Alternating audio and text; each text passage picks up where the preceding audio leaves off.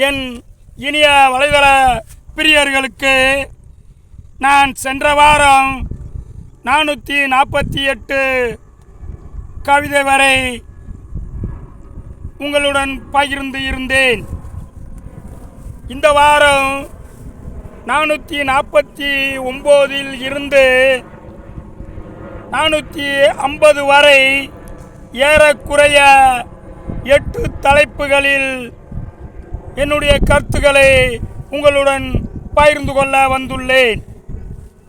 இதன் தலைப்பு அரசே இறப்பை சிந்தித்து பாரு. தலைப்பு அரசே இறப்பை சிந்தித்து பாரு. இளைஞர்களிடம் இருந்த அதிரடி எங்கே போனது அந்த சரவெடி? எந்த நேரமும் குடி, இளைஞனே எப்போது எழுவாய் மறுபடி? இளைஞர்களிடம் இருந்த அதிரடி எங்கே போனது அந்த சரவெடி? எந்த நேரமும் குடி, இளைஞனே எப்போது எழுவாய் மறுபடி?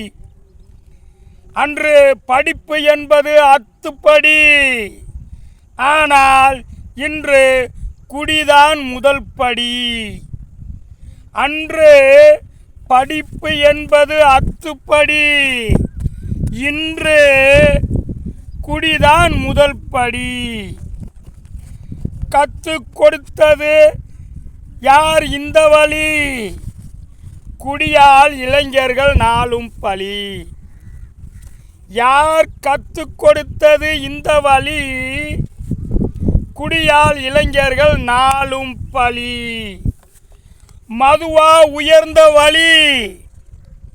இதை அரசே காட்டுவது என்ன நீதி?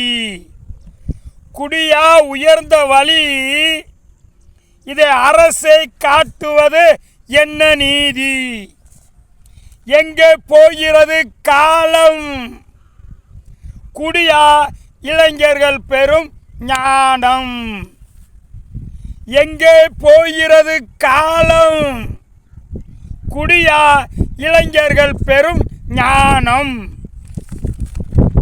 மது அழிவென்று தெரிந்தே அருந்துவதா? அரசே இதற்கு வழி திறந்து விடுவதா? மது அழிவென்று தெரிந்தே அருந்துவதா? அரசே இதற்கு வழி திறந்து விடுவதா? மது என்ன ஆரோக்கியம் மருந்தா? குடி அரசு மக்களுக்கு வைக்கும் விருந்தா? மது என்ன ஆரோக்கியம் மருந்தா? குடி அரசு மக்களுக்கு வைக்கும் விருந்தா? மது விற்பது அரசின் திறமையா, அல்லது மது விற்பது அரசின் கட்டாய கடமையா?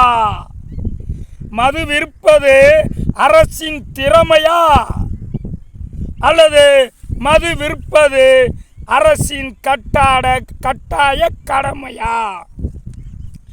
இறப்புக்கு மதுதான் வேறு.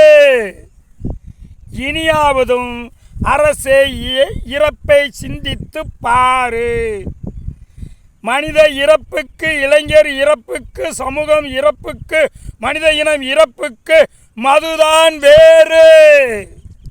இனியாவதும் அரசே இதை இறப்பை சிந்தித்து பாரு. இந்த கோரிக்கை என்பது என்னால் மட்டும் அல்ல,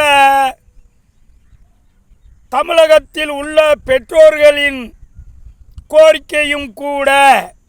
எனவே அரசு